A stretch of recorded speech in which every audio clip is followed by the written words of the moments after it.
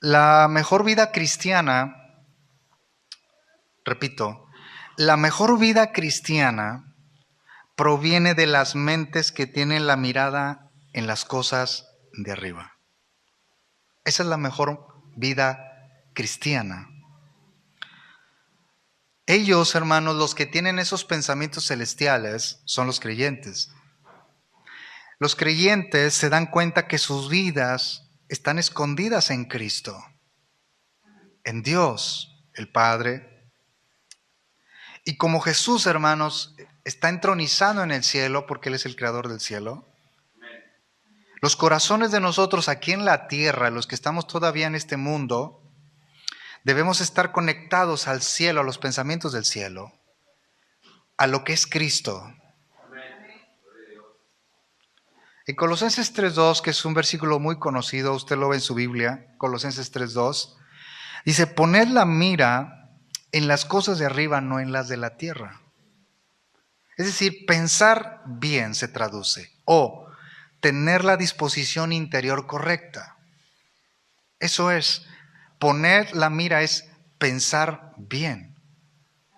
Es decir, la disposición entera del creyente, no la disposición de la mitad del corazón, la media disposición del creyente, la disposición entera del creyente, hermanos, debe dirigirse hacia las cosas celestiales, todo el tiempo. Entonces la palabra buscar, hermanos, o poner, denota una aspiración, un deseo, una pasión fuerte. No todas las cosas terrenales son malas, eso lo sabemos, pero algunas sí lo son.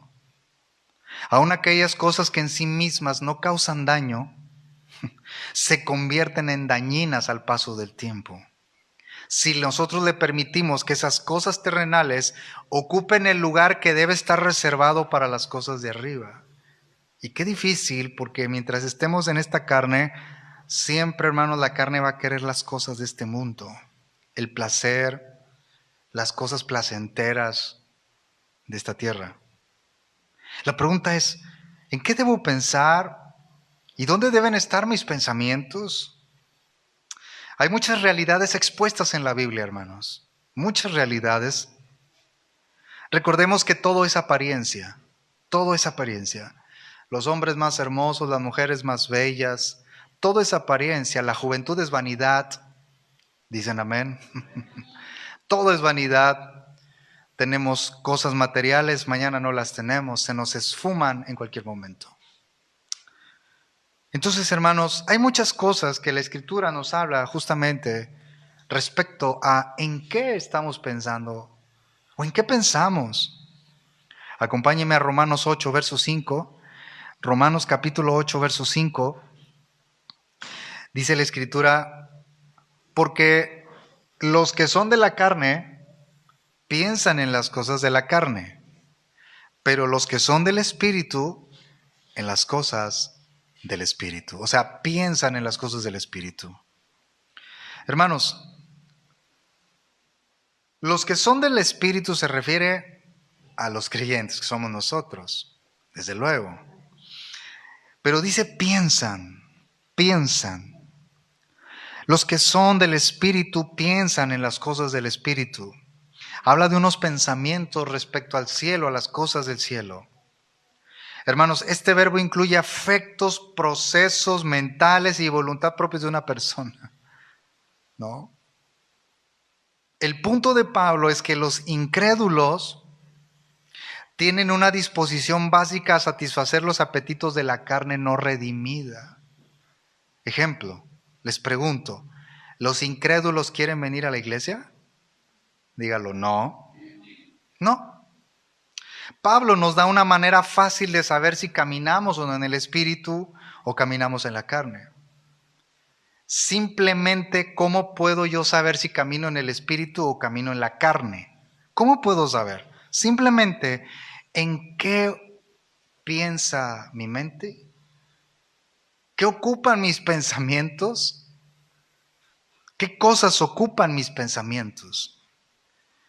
Ahora hay personas nobles con buenas intenciones. Alguien dirá, ¿qué de malo tiene eso? Si tenemos los pensamientos del cielo, yo les pregunto, ¿Queremos tener los pensamientos del cielo, hermanos? Bien. Entonces deberíamos no hacer caso a cualquier pensamiento carnal, porque todas las cosas de este mundo son cosas mortíferas. Pedro, el discípulo, tenía buenas intenciones cuando le dijo a Jesús que no fuera a la cruz. ¿Se acuerdan de ese pasaje? No vayas a la cruz, Señor. Pero Jesús le respondió de una manera directa, dura para nosotros, pudiera ser. Palabras fuertes. La respuesta del Señor en Mateo 16, verso 23. Pero él volviéndose dijo a Pedro, o sea, el Señor Jesucristo, está en signos de exclamación: quítate delante de mí, Satanás. Me eres tropiezo, porque no pones la mira en las cosas de Dios, sino en las de los hombres. Qué feo, bueno, yo ya lo dije, que alguien me diga, quítate de mí, Satanás, me eres tropiezo. Les pregunto, un pensamiento del cielo, o más bien, si yo digo, hermanos, vamos al culto, ¿ese será un pensamiento del cielo? Les pregunto, hermanos, ¿será pensar bien? Correcto. Pero si yo digo, ¿para qué lees tanto la Biblia? ¿Será un pensamiento de la carne o del espíritu? Parecieran ser preguntas de kinder, ¿verdad? Pero hermanos, eso determina la vida de cada uno de nosotros, cómo andamos, qué estamos haciendo. Pedro es un ejemplo perfecto de cómo un corazón sincero, junto con el pensamiento del hombre, a menudo puede conducir al desastre. Él no quería que su maestro fuera a la cruz, que no muriera, pero el pensamiento de Cristo era ir a la cruz. Entonces Cristo siempre hizo la voluntad del Padre. ¿Está de acuerdo?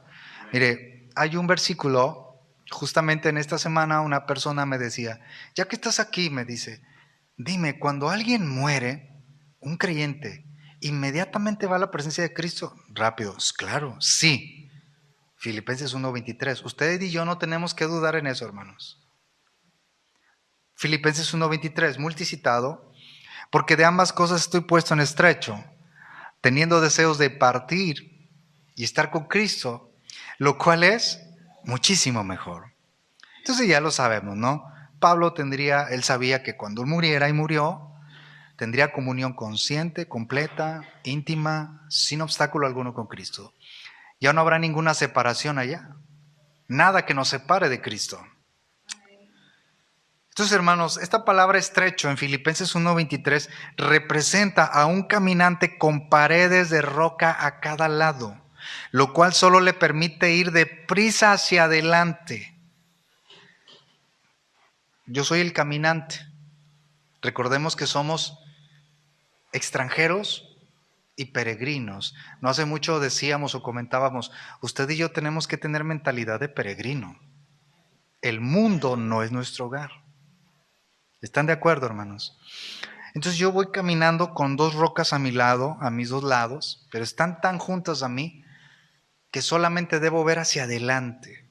No puedo ver hacia acá, ni siquiera puedo voltearme. El caminante, el creyente, vamos en este camino que es el camino de Dios, solamente va mirando hacia adelante. Hermanos, ¿en qué pensamos? ¿Qué estamos pensando? ¿Estamos pensando en querer estar con Cristo? Les pregunto. Amén, hermanos, muy bien. Yo hacía la pregunta, ¿cuántos quieren ir con Cristo? Amén.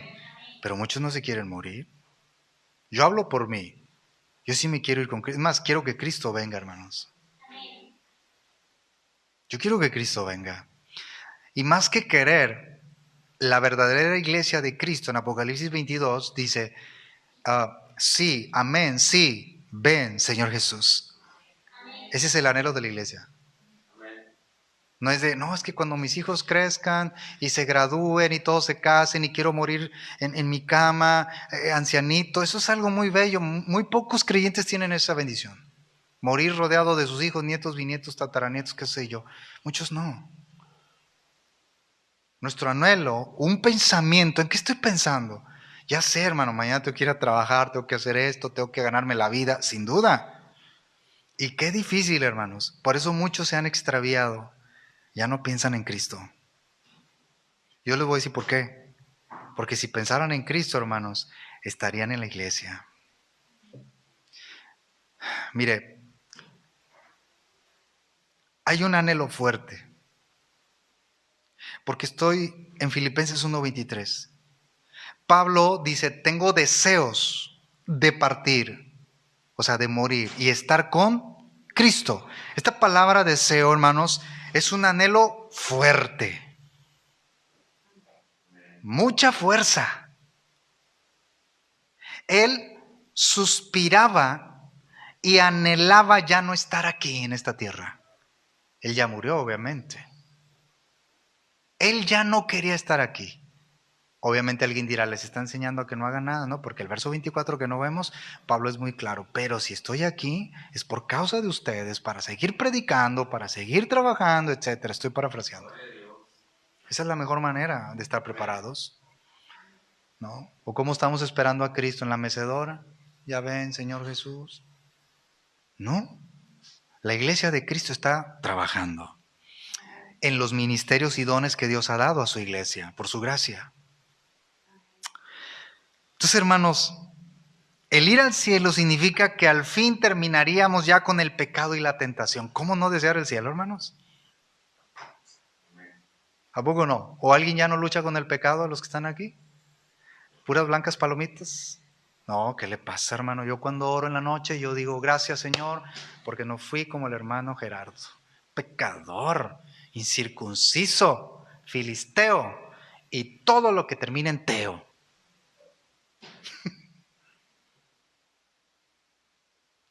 Así oramos, hermanos, cuando nos vamos a dormir. Le pedimos perdón al Señor. Ya somos salvos. Yo sé que soy muy repetitivo, pero los salvos están a cuentas con Dios todas las noches, todos los días. Tienen un pensamiento de allá. Señor, ayúdame, porque hoy puedes venir por mí, me puedes llamar a tu presencia. Yo anhelo estar contigo, Señor. ¿Cuántos queremos ver cara a cara al Señor? Apocalipsis 22:4 dice, y verán su rostro. ¿Queremos ver el rostro del Señor, hermanos? Gloria a Dios. Y hoy que estamos viendo lo que está pasando, hermanos, en la nación y la nación escogida por el Señor viene más pronto de lo que pensamos. Más pronto de lo que pensamos. Cristo viene, hermanos. El creyente está pensando, el Señor ya viene. El Señor ya viene. Viene Cristo. Maranata. El ir al cielo, hermanos, estamos hablando en qué pensamos. El ir al cielo significa que vamos a ver a nuestros hermanos, nuestras hermanas, las cuales ya están con el Señor allá. Yo ya quiero ir a ver a mi mamá, aunque no es la finalidad. El bien principal o el principal único o el motivo principal de ir al cielo es ir a ver a nuestro Señor Jesucristo. Pero mire qué maravilloso. Al estar allá vamos a ver a todos nuestros hermanos y hermanas que ya están con Él. Pues ¿cómo no querer ir allá, hermano? Yo no me quiero conformar con ver una foto o videos que conservamos de mi mamá. Yo no me quiero conformar con eso. ¿Usted sí? Yo quiero ir a ver al Señor y también quiero ir a ver a todos los hermanos y hermanas que murieron en Cristo. Ese es un pensamiento. ¿En qué pienso? Sobre todo queremos ir a ver a Cristo. Filipenses 1:24, y cierro aquí esta parte. Pero quedar en la carne, dice Pablo, es necesario por causa de ustedes. Mientras tenga vida en esta tierra, dice Pablo, es para edificación de la iglesia. Entonces, mientras Dios viene por mí, ¿verdad? O sea, viene por mí en el arrebatamiento o me llama a su presencia, yo tengo que estar trabajando para la edificación de la iglesia. Amén. Vamos al versículo central. Filipenses 4:8. Filipenses 4:8. Unidos. Bueno, me dice cuando lo tenga. Muy bien. Filipenses 4, verso 8 dice, por lo demás, hermanos, todo lo que es verdadero, todo lo honesto, todo lo justo, todo lo puro, todo lo amable, todo lo que es de buen nombre, si hay virtud alguna, si algo digno de alabanza, en esto pensad.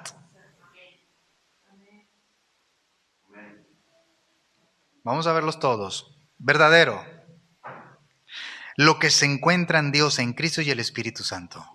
Solo la Trinidad es verdad. Les pregunto, ¿yo soy la verdad, yo Gerardo?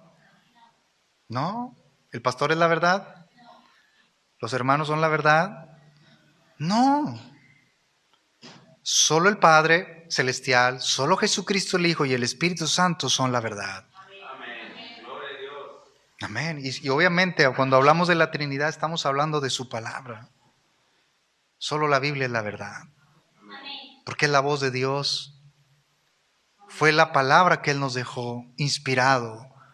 Amén. Honesto. O sea, vamos viendo en qué debo pensar, en lo verdadero. 2, honesto. Debo pensar en lo honesto, honesto.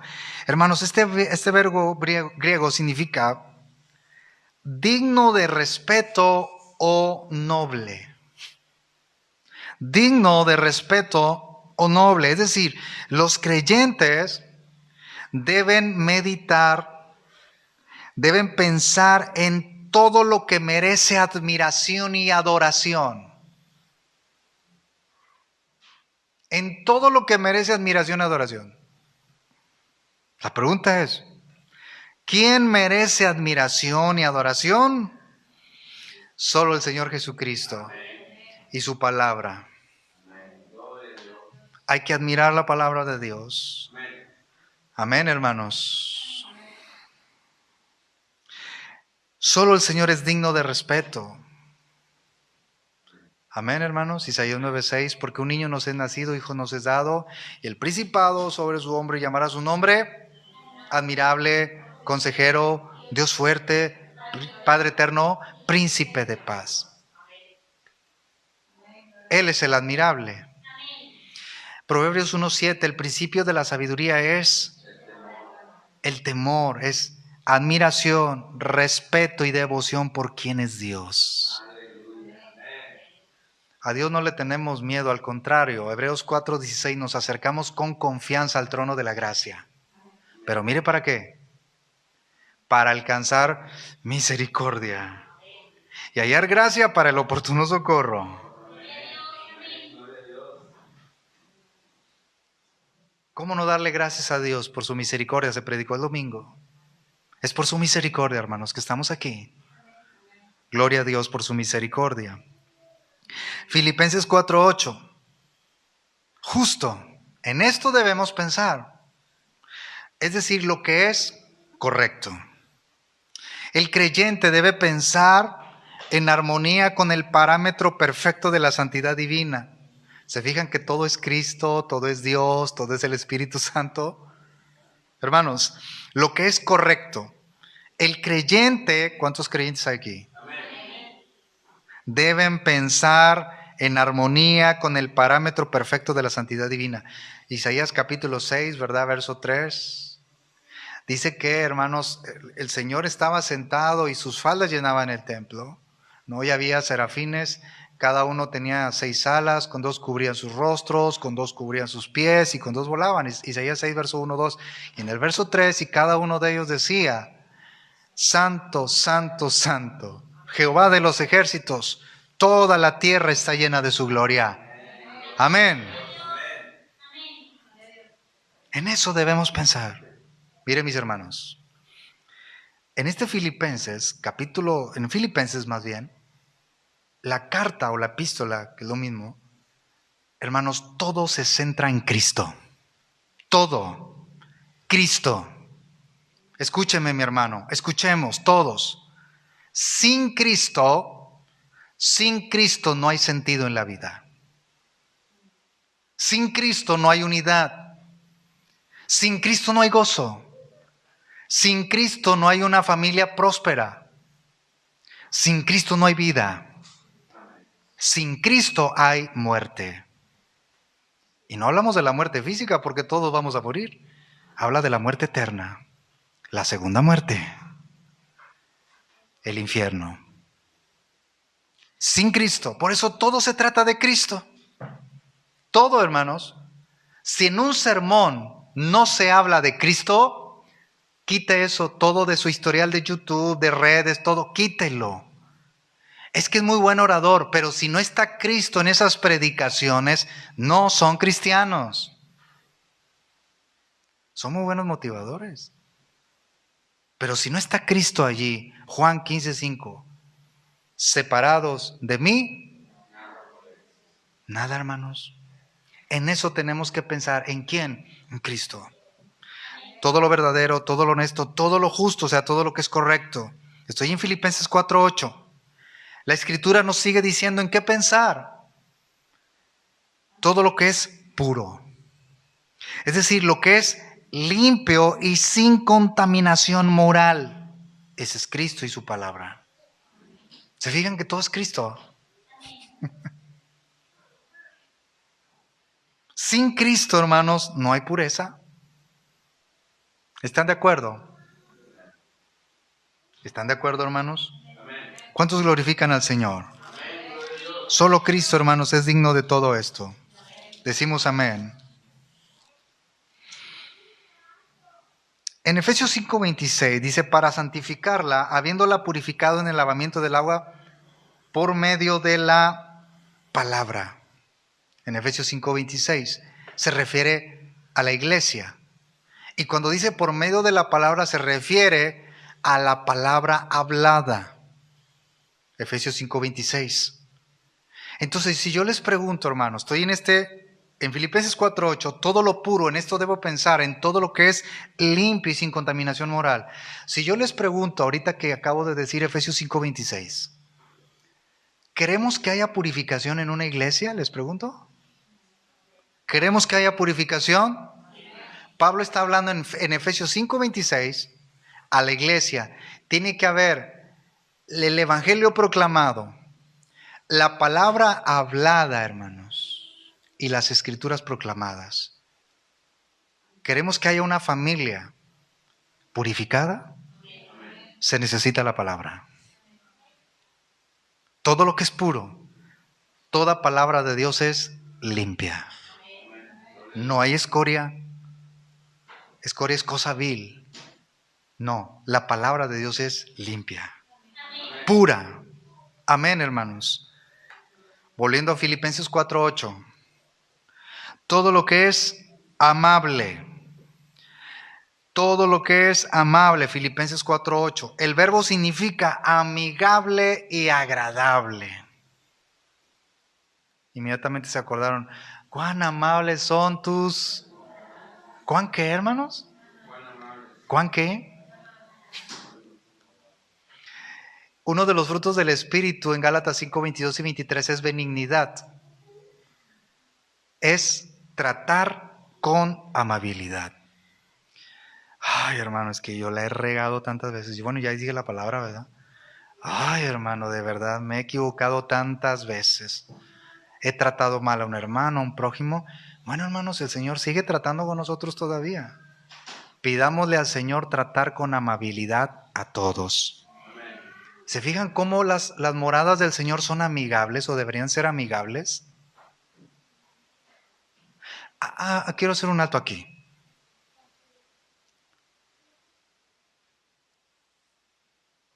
¿Cómo, hermanos, el enemigo de nuestras almas, que es Satanás, ha engañado y hay muchas personas que se autoengañan y dicen, mira, yo no voy a la iglesia, pero soy cristiano, Gerardo? Les pregunto, ¿ustedes creen que eso es correcto? Y les voy a decir por qué. Muy bien, hermanos. Entonces, ¿dónde queda? Si yo fuera uno de esos, o usted se ha encontrado a alguien y dice, mira, Gerardo, yo no tengo vicios, no voy a lugares de vicios ni nada. Puede estar casado y le es fiel a su esposa, a sus hijos, muy bien. No es por obras. Entonces, hermanos, ¿dónde queda el Salmo 84? Bienaventurados los que habitan en tú. Por eso es un autoengaño, hermanos. No sé si podemos ser un poquito. Yo sé que sí se puede, ¿verdad? Hermanos, es un autoengaño. Estar pensando, y hoy muchos están así, si yo sé lo que le digo y Dios tenga misericordia de mí. Gerardo, mira, yo no voy a la iglesia, no me congrego, pero yo sigo siendo cristiano. ¿Cómo? Si el creyente anhela las moradas del Señor. Porque algo el Señor puso en el Salmo 84, felices, dichosos los que habitan en la casa del Señor. Hay un anhelo apasionado, hermanos, por la casa de Dios. Volvemos a Filipenses 4:8. La última parte dice, ya vimos todo lo que es verdadero, todo lo honesto, todo lo justo, todo lo puro, todo lo amable, todo lo que es de buen nombre. Es decir, aquello que es tenido en alta estima, se refiere a las cosas de buena reputación en el mundo. ¿Qué es? Bondad y el respeto hacia los demás. Entonces, hermanos, Pablo lo que está diciendo aquí a los filipenses, hermanos, todos estos, verdadero, honesto, justo, puro, amable, de buen nombre, todos estos son el fruto y la comida en la mente del cristiano o de la mente del cristiano. ¿Se fijan en qué debemos estar pensando, hermanos? En todo eso. Salmo 139:23. Examíname, oh Dios, y conoce mi corazón. Pruébame y conoce mis pensamientos. Hermanos, Dios examina nuestros pensamientos. Salmo 139, versículo 1. Oh Jehová, tú me has examinado y conocido. Verso 2. Tú has conocido mi sentarme y mi levantarme. Has entendido desde lejos mis pensamientos. Hermanos, habla de la omnisciencia de Dios. O sea, aquí David comprende que nada en su interior puede ocultarse de Dios. Nada. El Salmo 44:21, el salmista también hablando dice, porque Él conoce los secretos del corazón. Secretos aquí en el Salmo 44:21 es cosa oculta. Él conoce las cosas ocultas de mi corazón, de mis pensamientos. Hebreos 4:13, y no hay cosa creada que no sea manifiesta en su presencia. Antes bien, todas las cosas están desnudas y abiertas a los ojos de aquel a quien tenemos que dar cuenta. En este Salmo 139:2, todas mis posturas, todos mis gestos, prácticas, ya sea que me siente, que me pare, que camine, que me acueste, tú lo examinas y conoces todos mis pensamientos, Señor. Él sabe cuando voy al trabajo, cómo voy y en qué voy pensando. Él lo sabe todo, hermanos. En este Salmo 139:2, has entendido desde lejos mis pensamientos. El conocimiento divino es perfecto, dado que ni una sola palabra le es desconocida. Nada, ni siquiera una palabra que no fue pronunciada, y cada una de ellas y todas juntas le son conocidas al Señor. Eso está tremendo. La pregunta es, hermanos, ¿pensamos mucho en las necesidades materiales? Sin duda todos. En las necesidades materiales. Lucas 12:22. Dijo luego a sus discípulos, por tanto os digo, no os afanéis por vuestra vida. ¿Qué comeréis? Ni por el cuerpo, ¿qué vestiréis? Hermanos, en este Lucas 12:22, la codicia y la preocupación están estrechamente conectadas. Porque la codicia nunca puede tener suficiente. En otras palabras, el codicioso nunca está satisfecho. No sé si me expliqué. Cuando yo tenga una televisión, una plasma, no, ahora quiero una más grande. No, y si no es una, dos.